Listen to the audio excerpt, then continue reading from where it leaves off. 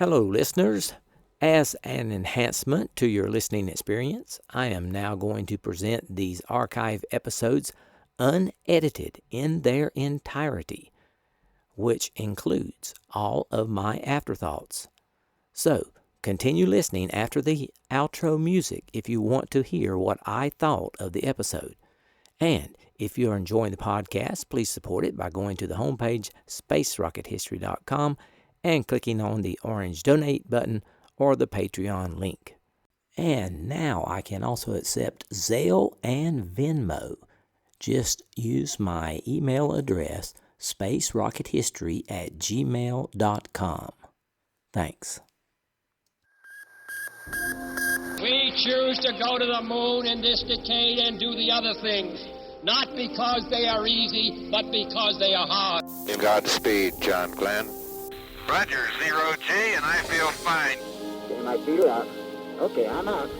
How does it feel for the United States to be the new record holder? At last, huh? When that baby lights, there's no doubt about it. Liftoff. We have a liftoff. 32 minutes past the hour. Liftoff on Apollo 11. Listen, Tranquility Base here. The Eagle has landed. That's one small step for man, one giant leap for mankind.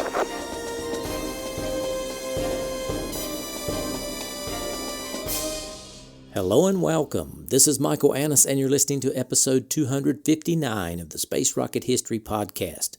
And now, Apollo 13, Introduction, Part 2. Mercury astronaut Alan Shepard had been off flight status for years, suffering from an inner ear disorder called Meniere's syndrome that affected his balance. It was supposed to be incurable.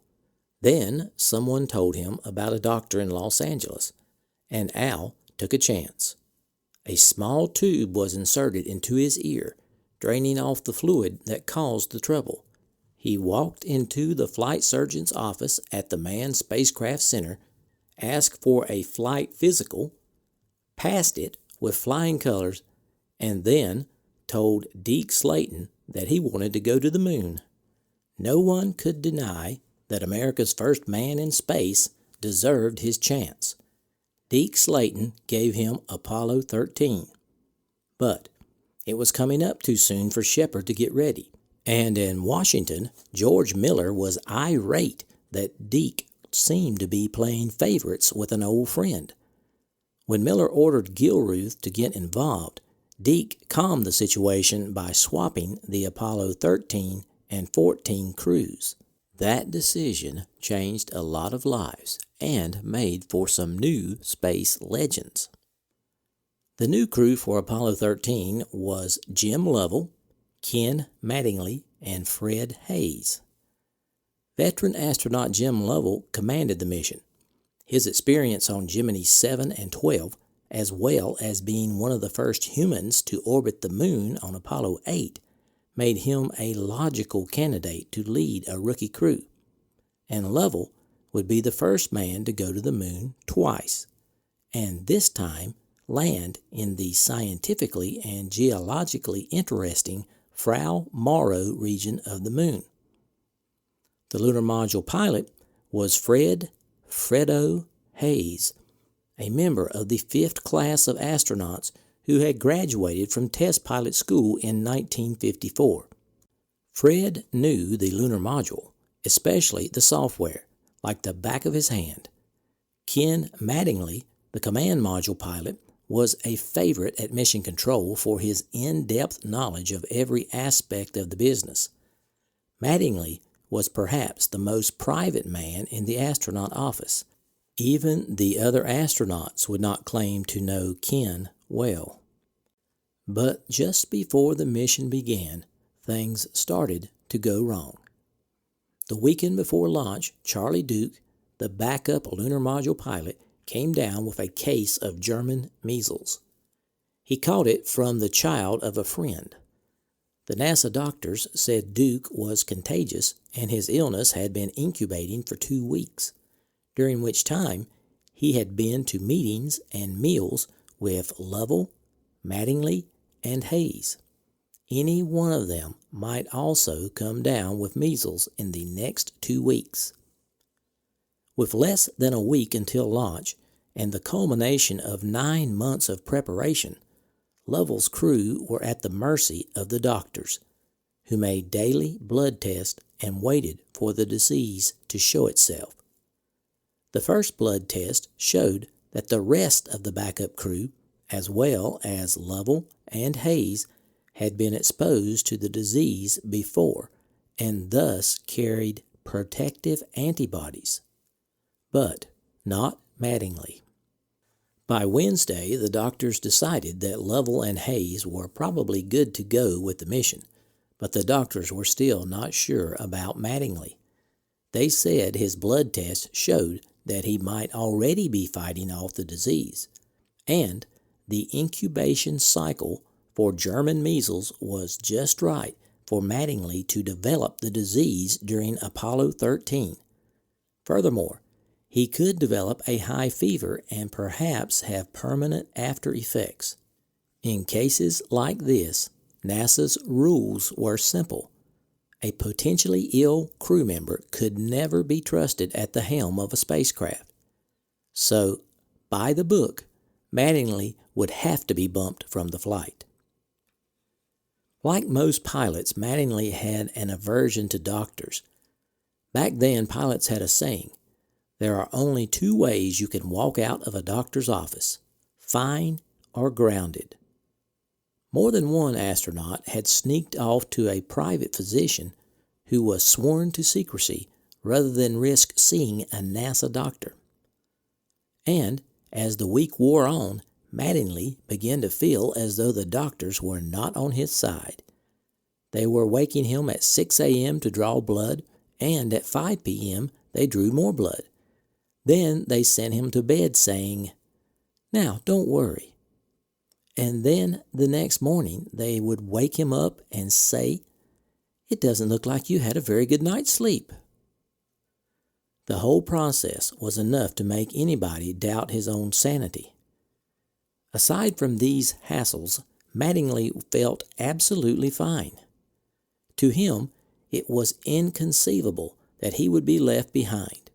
He thought the doctors would either fill him up with so much gamma globulin he couldn't conceivably get sick, or NASA would postpone the flight until the next launch window in May. His friends were consistently upbeat.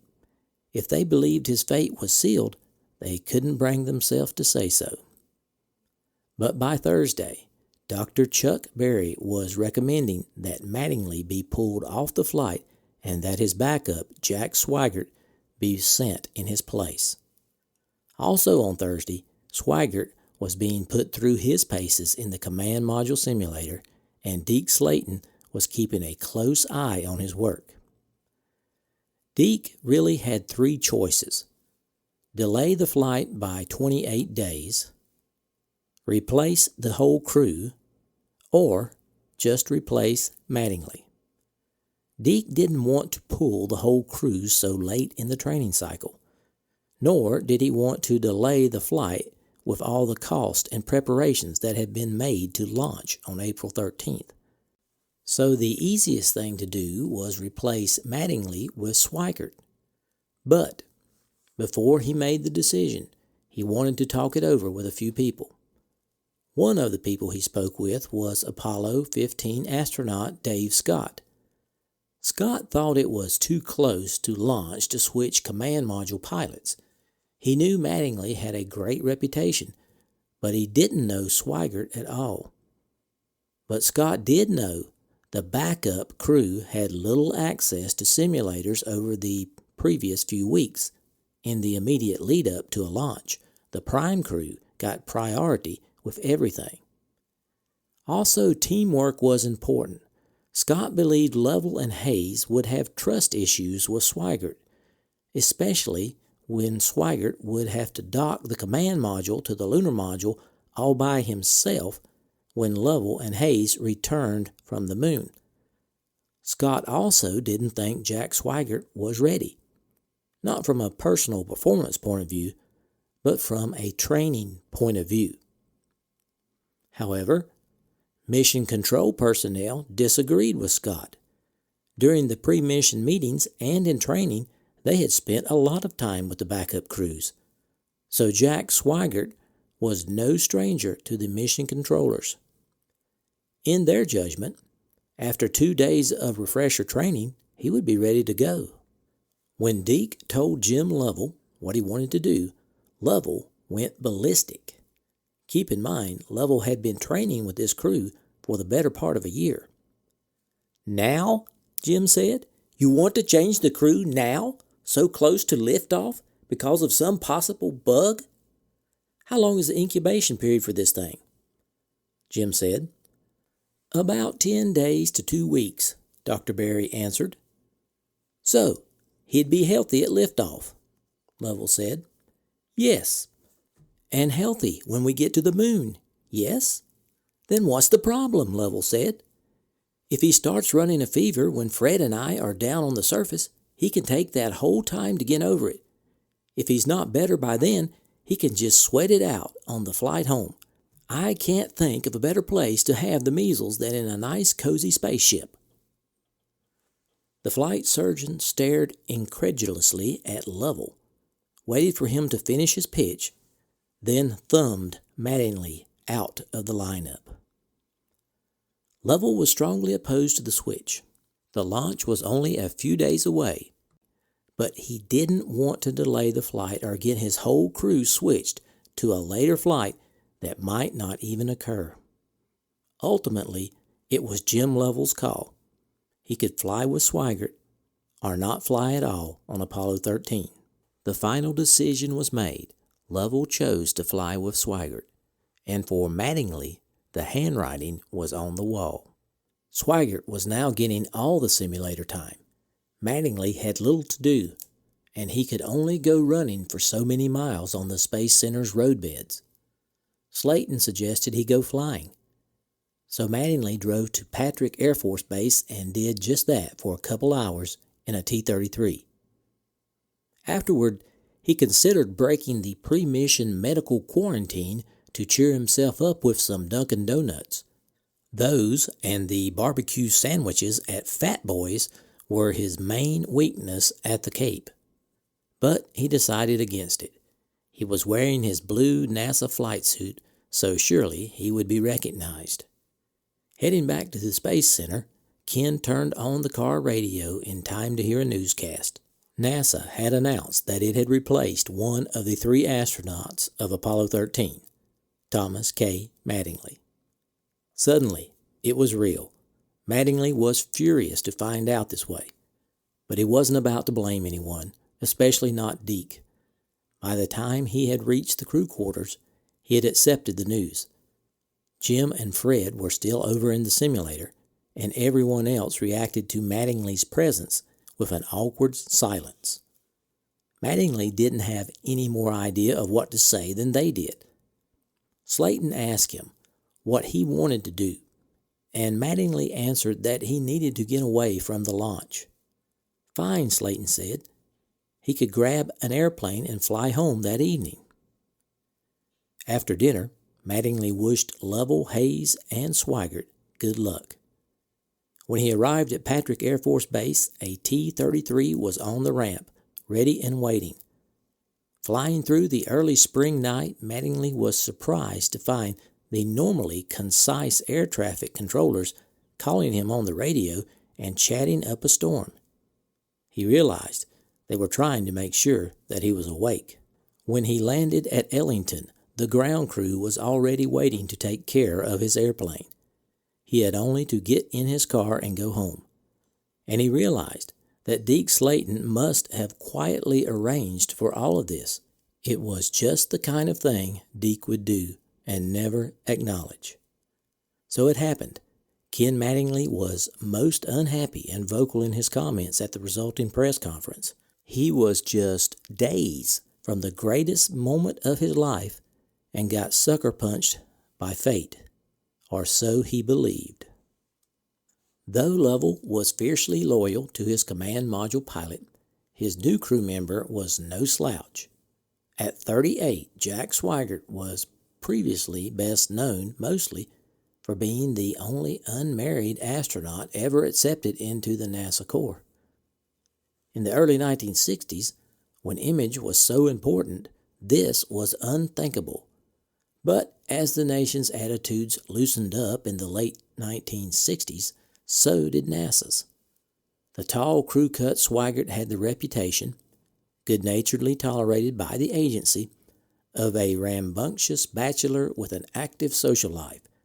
Whether this was true or not was unknown, but Swigert did what he could to perpetuate the image. His Houston apartment included a fur-covered recliner, a beer spigot in the kitchen, wine-making equipment, and a state-of-the-art stereo system. NASA was willing to indulge all these less than upright distractions because Swigert was also a highly competent, fiercely confident pilot. He had trained devotedly for his understudy role on 13, and after being shifted up to the prime crew, was put through a meat grinder of more rigorous drills. During the course of the previous year, the original crew members had become so accustomed to working with one another that Lovell and Hayes had even learned to interpret the nuances and inflections in Mattingly's voice, a valuable skill at those moments in the flight when the two lunar module pilots would have to rely on command module pilots' shouted commands alone to steer their lander to a safe rendezvous. After Mattingly was bumped, it took several simulator drills before NASA and the astronauts themselves were convinced that the new prime crew could work together as efficiently as the old one had. Just 48 hours before liftoff, Swigert was certified fit to fly. The only remaining problem the flight planners faced now was the need to manufacture a new commemorative plaque to be attached to the outside of the lunar module. Already bolted in place on the lander's forward leg was a decorative panel bearing the engraved names of the 3 prime crewmen.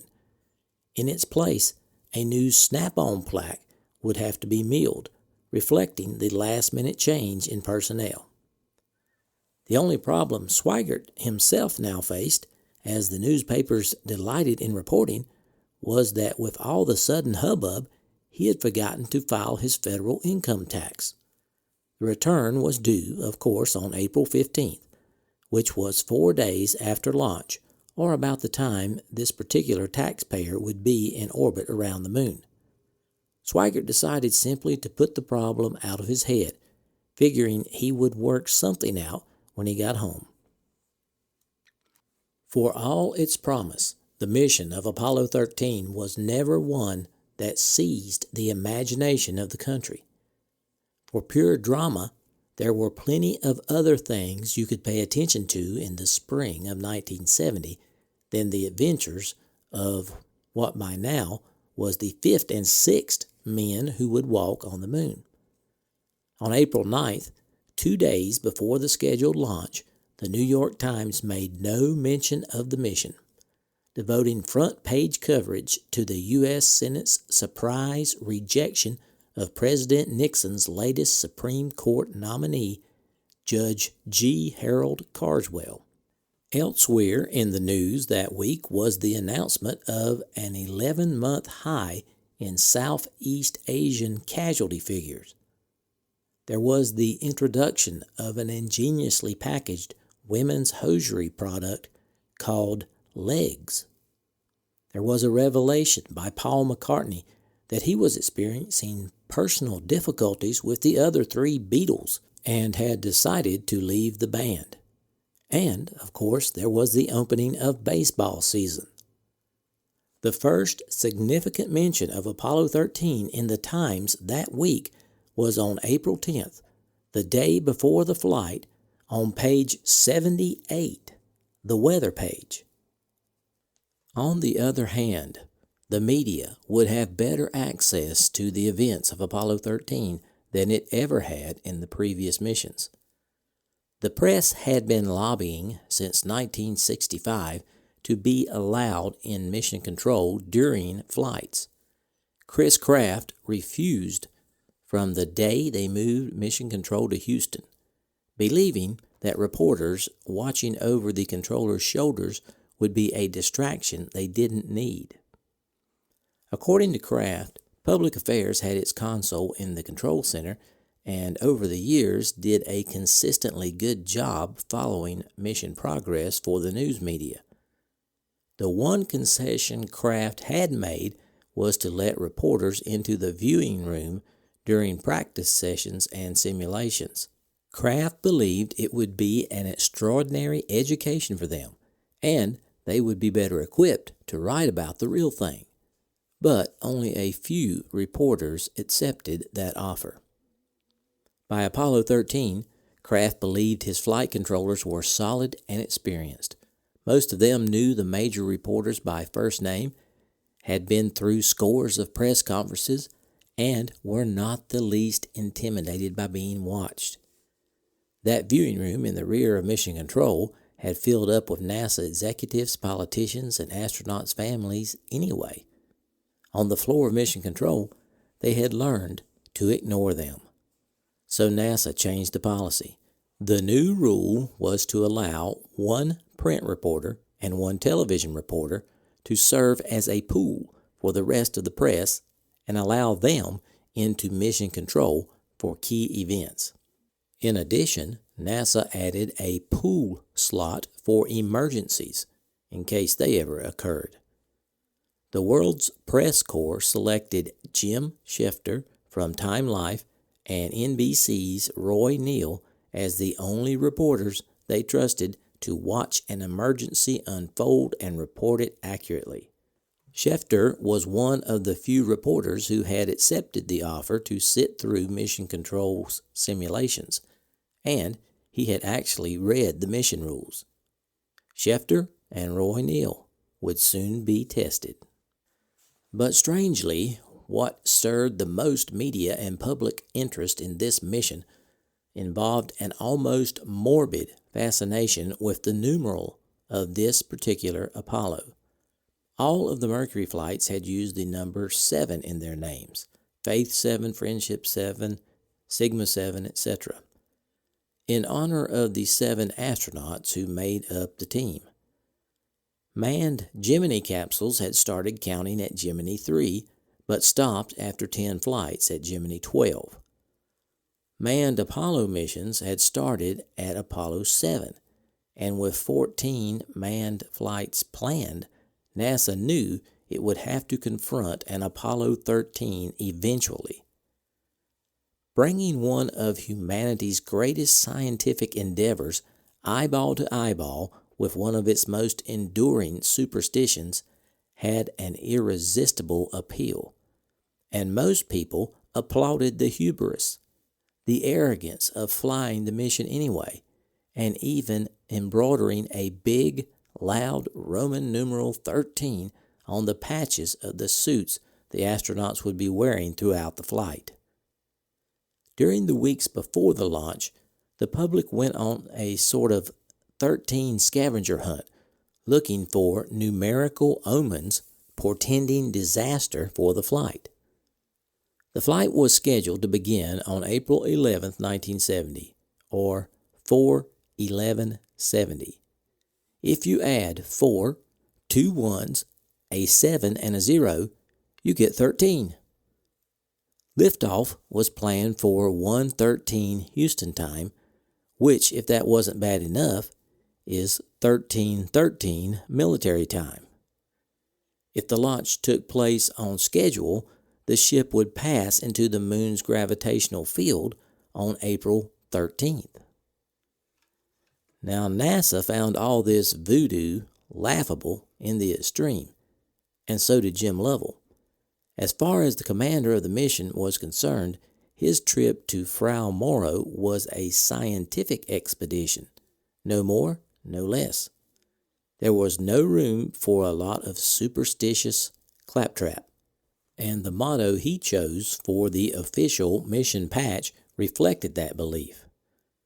Harkening back to his Annapolis days, Lovell borrowed the Navy's motto, Ex Tridens Scientia, which means from the sea knowledge, and changed it slightly to Ex Luna Scientia.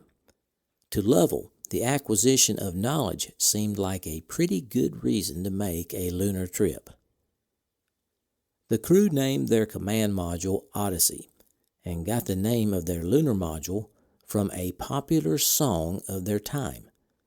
The song, Aquarius, sung by the group called the Fifth Dimension. It was meant to be symbolic of the energy and momentum of the Apollo lunar program. The song's signature words, "This is the dawning of the age of Aquarius," symbolized the first mission of the new decade, as well as the challenge and excitement of the increasingly difficult and risky lunar missions.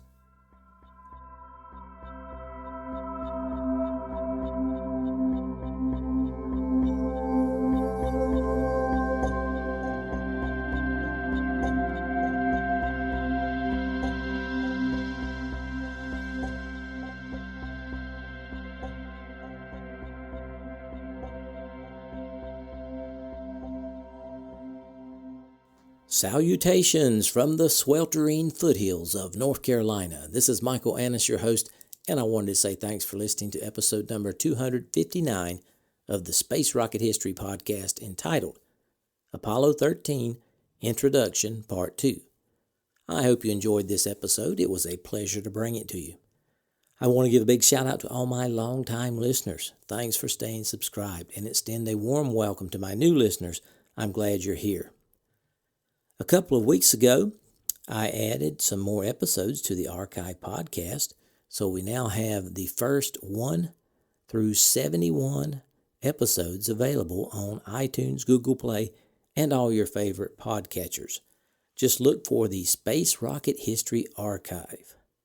Today, we salute the Soyuz level donors. There are 23 so far this year. Soyuz donors contribute $30 or more during the calendar year. Thank you for your continued support, Soyuz donors. Okay, I had several afterthoughts about this week's episode. I want to credit my sources. A Man on the Moon by Andrew Chaikin, Failure is Not an Option by Gene Kranz, Flight by Chris Kraft, Two Sides of the Moon by David Scott and Alexei Leonov, and Lost Moon by Jim Lovell. Okay, during my research, I found some minor discrepancies between my sources in some of the aspects of the events I described in this episode, particularly on how and when Mattingly found out that he lost his seat on Apollo 13. Ultimately, I decided to go with the Andrew Chaikin version of events. But I did want you to know that there are some minor discrepancies on the timing and how Mattingly found out. But the most important thing I was trying to communicate, of course, is Mattingly was replaced on the flight by Swigert. Now, another thing to keep in mind is what I described throughout this mission may be slightly different from the popular movie Apollo 13, directed by Ron Howard. In fact, if you want to know where the movie took artistic license, I can highly recommend watching the movie while playing the Lovell commentary track. Now that commentary is available on the Blu-ray version of the movie. I'm not sure if it is on the DVD or not. In fact, I got a new copy of it at Walmart for about $5 or $6 a few weeks ago. I believe it is the best commentary of any movie I have ever watched. So if you are looking for historical accuracy, I highly recommend listening to that commentary. One of the things that Lovell mentioned on the commentary was Swigert, he believed, was really done an injustice by the movie because Swigert was very well qualified and a competent pilot. And also he mentioned that the argument between Hayes and Swigert never happened. It was just something that was added to make it more interesting. The only way I watched this movie is with the commentary track. So Jim Lovell, and his wife's on there too, can tell me exactly when the movie is historically accurate and when it took artistic license. I think most people can empathize with Mattingly getting the rug pulled out from under him so close to the launch. Something he'd worked so hard for such a long time snapped away just before it was set to begin. Now, I also can understand NASA's position. It was too much of a risk to put a potentially sick astronaut in a position where he would have to dock the lunar module all by himself after Lovell and Hayes returned from the moon. But you know what? I think Mattingly came out a lot better not being on Apollo 13, and he will get his chance to go. Okay, I have posted some pictures and the audio for this episode on my homepage, spacerockethistory.com. Hope you check that out. I was pleased to receive 5 donations to support the podcast over the past week. Kent K. from Ohio donated at the Salyut Skylab level and earned his rocket emoji. Snook Light Point in Florida donated at the Apollo level. Mickey R. donated at the Sputnik level. Hepe F. pledged on Patreon at the Apollo level. And Addie S. pledged on Patreon at the Vostok level. I hope I didn't mispronounce anybody's name, but if I did, I'm very sorry. Our Patreon donors are still at 172 with a goal of reaching 218 for 2018. And our total donors for 2018 have reached 281 with a goal of reaching 418 in 2018. For those of you who are enjoying the content provided here and have not donated yet in 2018, please consider supporting the podcast if you're financially able. Keep in mind, Space Rocket History is entirely listener-funded, and I depend upon your financial support to keep the podcast going. To support the podcast, go to the homepage, spacerockethistory.com. Click on the orange Donate button or the Patreon link. All donors are rewarded with their name on the donors page at the level they choose to donate. For those of you who have already donated for 2018, I certainly appreciate it. This week, we have something new. It is a 3-inch round Space Rocket History new logo refrigerator magnet. That's right. It is the new logo created by listener Jason C. To select the winner, Mrs. SRH gave every 2018 donor a number. Then she put the range in Google's random number generator and got the number for Rosemary Watson. Rosemary Watson, if you would email me, mike@spacerockethistory.com, and tell me your address, I will mail this out to you. Okay, folks, that's all I have for this week. I hope to have episode 260 posted by next Thursday. So long for now.